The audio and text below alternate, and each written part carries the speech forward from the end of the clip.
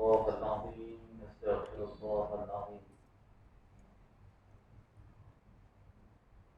السلام عليكم ورحمة الله وبركاته. أعوذ بالله من الشيطان الرجيم. بسم الله الرحمن الرحيم. الحمد لله الذي هدانا لهذا وما كنا لنهتدي لولا أن هدانا الله. أشهد أن لا إله إلا الله وحده لا شريك له، وأشهد أن سيدنا محمدا عبده ورسوله. اللهم صل على سيدنا محمد وعلى آله وصحبه ومن تبعهم بإحسان إلى يوم الدين. سبحانك لا علم لنا إلا ما علمتنا إنك أنت العليم الحكيم. رب اشرح لي صدري ويسر لي أمري واحلل عقدة من لساني يفقهوا قولي ولا حول ولا قوة إلا بالله العلي العظيم. أما بعد، قال الله تعالى في كتابه الكريم: أعوذ بالله من الشيطان الرجيم. يا أيها الذين آمنوا اتقوا الله ولتنظر نفس ما قدمت لغد واتقوا الله إن الله خبير بما تعملون. صدق الله العظيم. Dirahmati fungsi para imam, para bilal dan guru, para alim ulama, para asatizah, dan puasa serta tuan-tuan yang dirahmati Allah sekalian. Pertamanya, sama kita merafakkan syukur kepada Allah Subhanahu wa taala kerana izin dan limpah kurnia-Nya. Pada tengah hari yang penuh barakah ini dapat kita bersama-sama berhimpun dalam rumah Allah. Ini saya kira kita berada dalam rumah Allah menunggu masuknya solat fardu Jumaat. Kita berada di awal waktu sementara menunggu masuknya solat fardu Jumaat. Dan saya kira inilah masa yang kita nanti-nantikan. Setelah lama saya kira terasakan kerinduan untuk nak bersolat secara berjemaah, kerinduan untuk bersama-sama dalam majlis-majlis ilmu. Dan hari ini Allah memilih kita untuk berada di tempat yang betul. Dan sebab itu tuan-tuan, apa yang saya nak sampaikan pada hari yang penuh barakah ini dalam masa yang singkat. Apa yang Allah Subhanahu wa taala telah berikan kepada kita satu perasaan untuk melakukan kebaikan, maka kena lakukan dengan sepenuhnya. Sebab kita bimbang perkara yang Allah bagi perasaan kebaikan yang kita nak lakukan, kita bertangguh. Tangguh. Tapi rasalah, hari ini rasa macam nak buat kebaikan lah. Hari ini rasa macam nak belanja orang makan lah. Hari ini rasa macam nak baca Quran lah. Rasalah perasaan yang Allah bagi tu, nama dia adalah hidayah. Perasaan kebaikan yang kita nak buat tu, namanya adalah hidayah. Dan biasanya kadang-kadang kita nak buat kebaikan, kita duk tangguh. Besok lah, minggu depan, Jumaat depan. Biasa nak sedekah, biasa Jumaat depan. Hari Jumaat je biasa dia sedekah. Kalau orang minta sedekah hari Isnin, tak boleh. Saya sedekah hari Jumaat je. Bahaya. Tidak. Sebab kita dah rasa kebaikan nak kena buat pada hari itu dan saat itu, maka teruskan. Sebab kita bimbang besok boleh jadi perasaan kita ada. Kita kata hari ini nak belanja kawan kita makan. Esoklah kita belanja. Hari ini rasa macam tak ada mood nak belanja. Tapi rasa dah mood tak ada pula. Esok perasaan kita tak ada lagi. Atau mungkin besok harta yang kita nak keluarkan untuk belanja kawan kita tak ada lagi. Nak sedekah tak ada lagi. Dan esok kebarangkalian mungkin kita berada di atas katil sakit. Tuan, ini musim orang sakit. Tapi kita doakan kepada Allah Subhanahu wa taala agar kita dilindungi oleh Allah daripada penyakit yang mudarat. Sebab tu kadang-kadang kita lihat perasaan yang Allah bagi. Kita cuba tengok masa kita duduk di PKP dulu, PKP 1, PKP 2, PKP 3. Kita duduk di rumah tak ada kerja lain, ibadat aja. Sebab Allah bagi perasaan tu. Kita berdakwah apa, buat kebaikan lah. Haji. Kadang-kadang kita pergi tazkirah kat isteri kita, anak kita. Kita jadi dalam keadaan suasana tu kita buat kebaikan je. Tapi bila Allah Subhanahu wa taala bagi dah keadaan kita seperti mana biasa balik, dia dah jadi macam nantilah tangguhlah tahun depan, nanti pencet, lambat lagi baru dia nak buat. Maka ini satu benda yang kita bimbang. Allah bagi kita tolak, Allah bagi kita tolak, Allah bagi kita tolak sampai masa Allah tak bagi lagi. Ini bimbang. Sebab apa Allah bagi? Sebab Allah tahu kita mampu untuk buat. Allah tahu untuk mampu kita buat, melakukan ibadat dan amal saleh yang kita lakukan. Sebab itu kata Abdullah bin Umar, saya pernah baca hadis itu. Abdullah bin Umar kata, "Idza amsayta fala tantazir as-sabah, wa idza asbahta fala tantazir al-masa." Apabila kamu berada pada waktu petang, jangan tunggu pada waktu pagi. Bila mana kamu berada pada waktu pagi, jangan tunggu pada waktu petang. Maksudnya, kalau kamu rasa nak buat kebaikan, jangan melengah, terus buat. Sebab kita tak tahu bahaya yang ada di luar sana, mungkin kita takkan boleh buat lagi. Dan paling checkmate sekali, boleh jadi kita tak hidup lagi besok. Itu paling last sekali. Mungkin dalam keadaan kita sangka bahawa kita boleh hidup esok. Mungkin dalam keadaan kita sangka bahawa kita boleh hidup minggu depan. Rasa saja, tapi tak ada siapa yang tahu kita hidup sampai bila. Sebab itu hari ni, saat ni, ketika ni kita terasa macam nak buat kebaikan, buat terus. Hari ni rasa macam nak sedekah, sedekah terus. Hari ni rasa macam nak mengaji Quran lepas sembahyang Jumaat, mengaji terus. Buat apa saja yang kita rasakan kebaikan, sebab itulah hidayah daripada Allah Subhanahu Wa Taala. Orang yang kadang dia dapat hidayah tapi dia tak buat, dia tak dapat taufik daripada Allah. Itu beza antara hidayah dan taufik. Hidayah lain, taufik lain. Hidayah tu Allah bagi petunjuk pada dia. Dan hidayah ni milik Allah semata-mata. Orang lain tak boleh bagi. Saya bagi tahu pada tuan-tuan ceramah tazkirah ni semua, belum tentu Allah bagi hidayah pada kita semua. Nabi sendiri tak boleh bagi hidayah pada pakcik. Padahal pakciknya adalah duduk dengan Nabi lama tak. Nabi sayang pula pakcik dia Abu Talib. Ketika mana Nazak dan Abu Talib, dia datang sebelah pakciknya. Dia kata, "Ya Ammi, qul la ilaha illallah." Wahai pakcikku, sebut kalimah la ilaha illallah. Tapi pakciknya tak nak sebut, tak boleh sebut. Sebab di sebelahnya ada lagi kawan-kawan dia, Abu Sufyan, Abu Lahab, Abu Jahal, Umayyah bin Khalaf. Ramai sebab yang mengatakan bahawa mereka mengatakan bahawa, "Wahai Abu Talib, adakah kamu nak meninggalkan agama nenek moyang kamu, agama Abdul Muttalib?" Apa? Jadi dalam keadaan dia tak sebut apa-apa, tapi Nabi tetap teruskan juga, "Ya Ammi, qul la ilaha illallah." Sebut perkataan la ilaha illallah. Akhirnya Allah turunkan ayat, "Innaka la tahdi man ahbabta, walakinnallaha yahdi man yasha." Engkau wahai Muhammad tak mampu untuk berikan hidayah kepada siapa-siapa yang kau sukai. Walakinnallaha yahdi man yasha. Tapi Allah yang mampu memberikan hidayah kepada sesiapa yang dia kehendaki. Nabi pun tak boleh bagi hidayah. Jadi kita yang kadang-kadang nak cari hidayah, kita kata tak dapat hidayah lah, belum sampailah hidayah. Macam mana dapat? Sedangkan kita tolak hidayah yang Allah bagi. Allah bagi hidayah dengan azan kadang-kadang nak pergi masjid. Nantilah di tempat lain dulu, nanti pergi. Hidayah datanglah tapi dia tolak. Hidayah sampailah tapi dia tolak. Bayangkanlah satu hari nanti kalau Allah tak bagi hidayah, rugi kita. Sampai satu masa kita akan rasa bahawa Allah sibukkan kita dengan sesibuk-sibuknya kerana dalam keadaan Allah tak bagi hidayah kepada kita. Sebab itu ada hadis Nabi SAW. Saya nak kita bincang hadis ini. Dan hadis ini biasa kita dengar dah, raihan dibuat lagu tentang demi masa kan. Diambilkan hadis Nabi itu, kemudian dilakukan. Yang Nabi SAW sebutkan, "Ikhtani khamsan qabla khamsin." Rebutlah 5 perkara sebelum 5 perkara. Ikhtani ni maksudnya rebut. Jadi kalau Nabi suruh rebut, bermaksud tu kena berkejar-kejaran. Itu makna rebut. Tak ada orang rebut tapi dia dengar, tu bukan rebut nama dia. Kalau biasa di shopping kompleks ada sale 70%, berebut orang lain. Pasal takut barang tu habis, dia nak pergi cepat habis. Itu ikhtanin namanya. Dan Nabi gunakan perkataan ikhtanin untuk bagi kita faham, cepat rebut 5 perkara ni sebelum sampai lagi 5. Yang pertamanya kata Nabi SAW, "Syababaka qabla haramika." Rebut masa muda kamu sebelum datangnya masa tua kamu. Betul, kita sebutkan bahawa bila masa muda kita kuat, kita boleh buat macam-macam. Muda lah, kita semua di kategori yang sebagai muda lah. Kan? Ustaz, saya dah uban pun muda lagi kan? Boleh datang ke masjid, muda tu.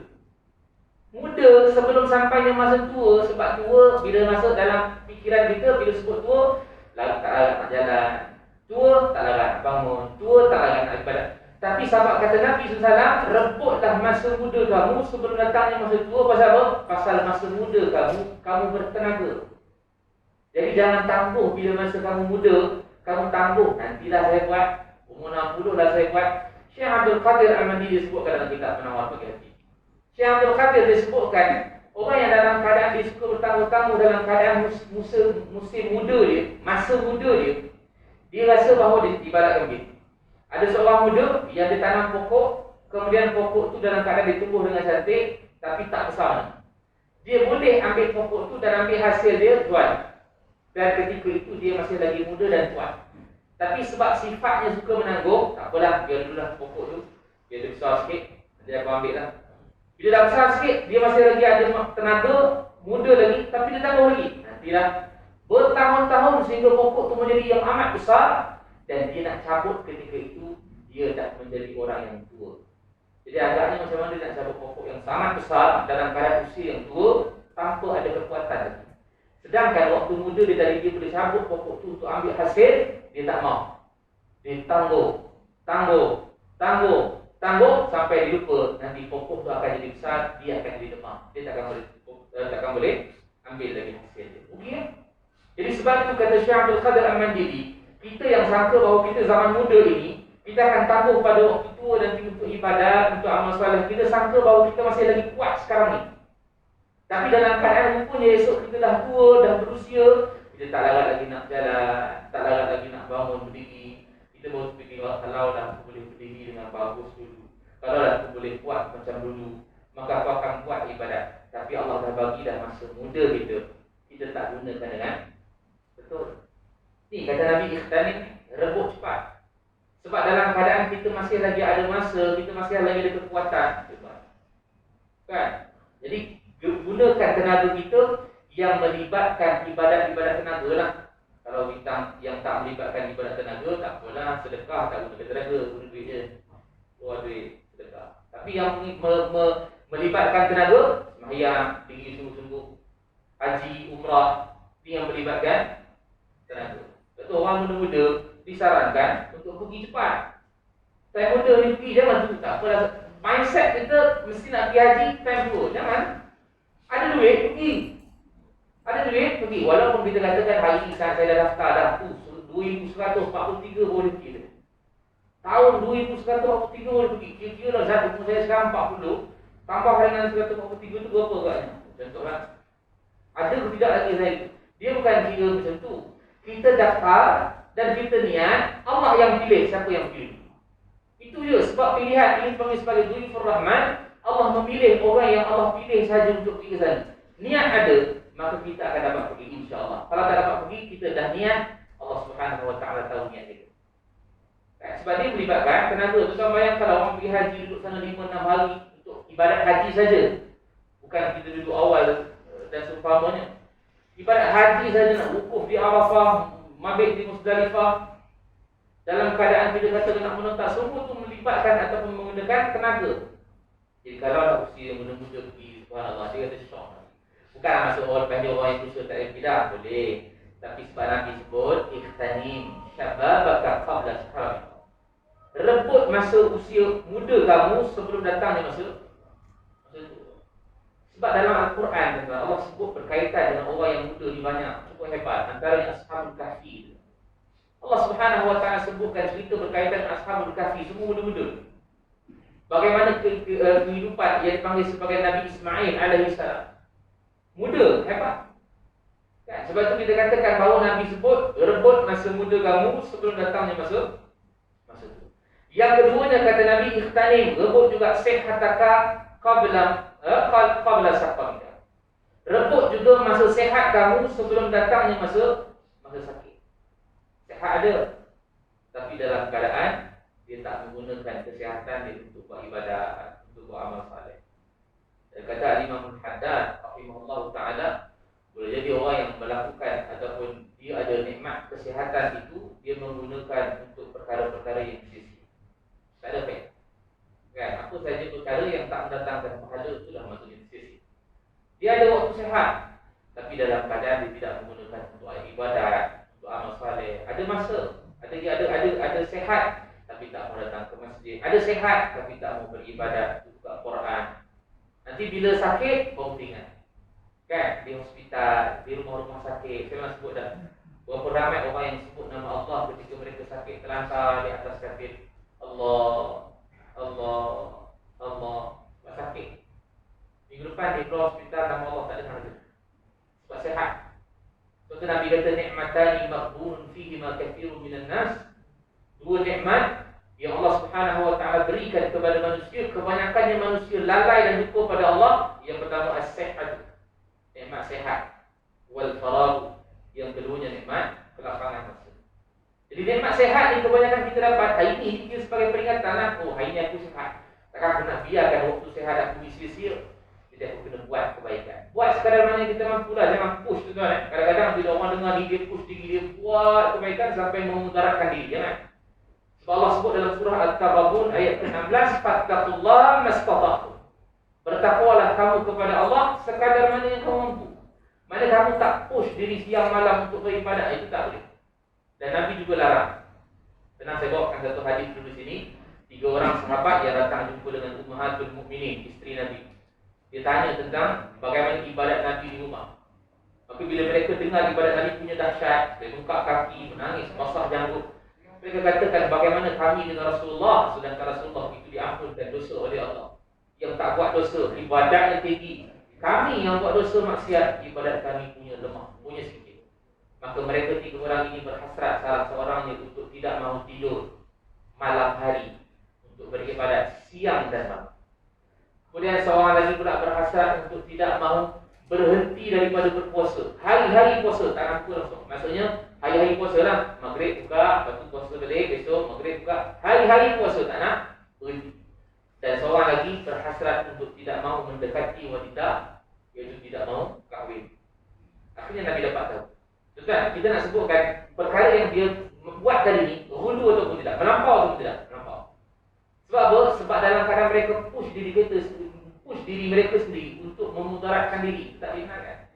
Nabi sampai datang, Nabi sampai tegur mereka. Nabi kata, kamu ke yang sebutkan begini. Nabi kata, kamu ke yang sebutkan tidak mahu tidur untuk beribadat siang dan malam. Nabi kata, kamu ke yang berhasrat untuk tidak mahu buka puasa, hari-hari nak puasa. Kamu ke yang berhasrat untuk tidak mahu kahwin. Nabi kata, aku lebih kenal Allah daripada kamu. Aku lebih takut kepada Allah. Aku lebih bertakwa kepada Allah. Tapi bagaimanapun aku sembahyang malam, ada masa aku tidur. Bagaimana keadaan aku puasa, ada hari-hari yang aku tak puasa. Dan aku juga adalah orang yang berkahwin dengan wanita-wanita, isteri Nabi kan. Jadi kata Nabi, faman raghiba an sunnati falaysa minni. Maka siapa yang benci akan sunnah aku, maka dia bukan daripada golongan. Ini maksudnya. Maksudnya jangan push diri kita terlalu melampau sehingga memudaratkan diri. Tetapi kita buat sahabat mana yang mungkin. Hari ini kita sehat, hari ini kita ada masa muda, kuat lagi, maka kita buat sekadar mana yang kita mampu. Buat sahaja, setiap hari akan ada amalan-amalan saleh, akan ada ibadat-ibadat yang kita buat. Sebab takut nanti bila tak ada lagi dah masa yang kita nak itu, habis. Kita dah sakit, kita dah tak sehat, kita dah tak kuat. Jadi ketika itu baru kita teringat, kalaulah aku boleh ibadat macam orang yang sehat, kan? Sedangkan hari kita dah dengar dah hadis. Nabi suruh rebut cepat sebelum sampai yang 5 perkara yang disebutkan tadi 2. Yang ketiganya kata Nabi sallallahu alaihi wasallam, qabla faqrika. Dan rebut juga masa kaya kamu sebelum datang masa miskin. Kaya ni berkaitan dengan harta. Rebut masa kekayaan yang kamu ada sebelum datangnya masa kemiskinan kamu. Dalam keadaan hati kita ada harta, tapi kita tak nak sedekah, tak nak tolong orang. Dan sedekah, tuan-tuan, dia tidak semestinya sedekah di masjid dan surau. Bukan maksud tak sedekah di masjid surau dah. Sedekahlah, tetapi bukan hanya fokus kepada masjid dan surau. Ada lagi lain ya. Ada mungkin kita terlepas pandang, jiran kita di sebelah tak ada beras nak makan, nasi tak ada. Kita mungkin terlepas pandang, mak ayah kita di kampung mungkin susah, kaum kerabat kita di kampung mungkin susah. Kan kadang-kadang dalam keadaan kita hanya fokus sedekah hari Jumaat dan kita tak terfokus kepada orang yang ada di sekeliling kita. Allah sebut dalam Quran, yas'alunaka madza yunfiqun. Kata Allah, wahai Muhammad, mereka tanya kepada kamu tentang apa yang nak diinfakkan, berapa kadar dia dan kepada siapa yang nak diinfakkan. Maka kata Allah Subhanahu wa taala, apa yang baik untuk kamu infakkan, itulah yang kebaikan. Itulah kadar. Tak semestinya kena bagi RM100, RM200, RM1000 tak. 10 sen pun kalau itu baik, itulah khair untuk kita. Itulah kebaikan. Dan kepada siapa? Kata Allah, falil walidain. Utamanya adalah kepada mak dan ayah. Kita fokus orang lain ni, tengok-tengok mak ayah kita. Mak ayah kita yang paling utama. Wal aqrabin, Allah sambung yang kedua. Ni turutan yang Allah susun dalam ayat Quran. Mana Allah mulakan dulu kalimah falil walidain wal aqrabin, wal yatama, wal masakin, wal misabil. Turutan yang Allah Subhanahu Wa Taala bagi. Sebab dalam Quran, kita buka Quran, kebiasaan ulama-ulama mufassirin sebutkan mana yang Allah sebut dulu, itu paling utama. Itu paling utama. Maka Allah kata falil walidain ini dulu, mak ayah kita. Tapi kalau mak ayah kita tak susah, pindah tempat lain. Siapa pula? Wal aqrabin, kaum kerabat. Kita dah fokus lain punya adik-beradik kita susah. Adik-beradik kita mungkin berhenti kerja, pusing begini, ramai orang susah. Kan? Mungkin makan betul pasal pinjam-pinjam. Kita tak tahu bagaimana keadaan mereka, kita tak tanya khabar mereka. Tanya keadaan, sebab Allah yang suruh kita bagi infak kepada mereka. Sebab ketika mana kita ada harta kekayaan, waktu inilah nak guna. Esok dah tak ada harta kekayaan, nak buat bantu macam mana? Esok Allah tanya, kamu ada adik-beradik, kenapa tak tolong adik-beradik kamu susah? Oh, saya hanya fokus kepada orang-orang yang saya kenal dekat sini. Habis itu. Sedangkan Allah sebut yang ni dulu. Tetapi, saya sebutkan balik. Jika ada juga yang salah faham. Tetapi bila ada yang datang minta kita ketika dia susah, waktu tu dia datang, cik, tak tolong, saya susah nak makan. Waktu tu yang paling aula dia. Ayat Quran tadi tak ada lagi. Sebab Allah yang hantar dia untuk tolong dia. Allah hantar dia kepada kita untuk tolong dia. Jangan pula dibuka Quran tu. Ni tengok Allah kata, mak ayah dulu. Apa tolong kamu? Bukan. Maksudnya, bila mana ada orang yang datang minta kita dalam keadaan nak minta bantuan, mereka susah, paling aula pada ketika itu dia. Sebab waktu itu adalah waktu yang paling afdal untuk kita. Jadi yang Allah sebut dalam Quran ni, waktu yang tidak ada pilihan. Maksudnya dalam keadaan tidak ada orang datang kepada kita. Jadi kita mungkin nak sedekah kepada siapa ataupun nak tolong siapa waktu itu gunakan Quran. Okey, jadi kita tak tahu nak sedekah kepada ni ke, jiran ke, nak cari orang susah ni ke, yang tu paling utama tengok dulu mak ayah. Kedua tengok kaum kerabat. Ketiga wal yatama, anak yatim. Dan anak yatim ni dikhususkan hanya anak yatim yang miskin saja, bukan anak yatim kaya. Anak yatim yang dan anak yatim ni anak yang kehilangan ayah sahaja. Anak yang kehilangan ibu, nama lain dalam bahasa Arab. Kita Melayu semua anak yatim je. Dan anak yang kehilangan ibu dan ayah pun bahasa lain. Ada istilah yang lain, tiga-tiga itu istilah lain. Yatim ni adalah anak yang kehilangan ayah. Yang kehilangan ibu saja tak masuk dalam kalangan yatim. Tak masuk. Yang kehilangan ibu dan ayah masuk. Sebab ayah tidak ada. Ini pula dulu tak ada ibu dan ayah, lagilah masuk dalam kalangan yatim. Dan yatim ini hanya untuk, anak yatim ni hanya untuk yang belum balik. Ini umur 70 mengaku nak yatim. Saya ni anak yatim saja. 70 tahun lagi. Tak ada. Tak masuk. Jadi wal yatama, kata Allah Subhanahu Wa Taala, tengoklah anak yatim mana yang susah. Sebab dia tak ada ayah, tak ada orang yang berikan nafkah pada dia, tolong dia. Itu lebih utama. Wal masakin, baru kata Allah orang yang miskin. Wa ibnis sabil, last kali kata Allah, dan orang-orang yang dalam perjalanan musafir. Musafir sekarang ni tak samalah kan. Tapi kalau mereka dah putus bekalan, tolong juga. Sebab dulu orang yang musafir, mereka dalam perjalanan berbulan-bulan, mereka putus bekalan, tak ada bekalan, mereka singgah satu kampung, kita pun tanya dia siapa, saya dalam perjalanan di musafir, maka tolong dia. Itu lebih utama. Sama jugalah kalau ada orang musafir, mereka putus bekalan, walaupun mereka naik kereta, naik motor, tolong dia. Sebab apa? Dalam keadaan mereka susah. Jadi kata Nabi, ikhtanim, rebut juga ghinaka qabla fakrika. Rebut kekayaan kamu sebelum sampai waktu miskin. Sebab kalau tangguh-tangguh, tuan tengok ayat Quran Allah sebutkan dalam surah Al-Munafiqun. Allah kata, ya ayyuhallazina amanu la tulhikum amwalukum wala auladukum an dzikrillah wa may yaf'al dzalika fa ulaika humul khasirun. Wahai orang yang beriman, jangan dilalaikan oleh kamu dengan harta benda kamu, anak pinak kamu daripada mengingati Allah. Wa may yaf'al dzalika fa ulaika humul khasirun. Siapa yang buat begitu, kata Allah, mereka akan rugi.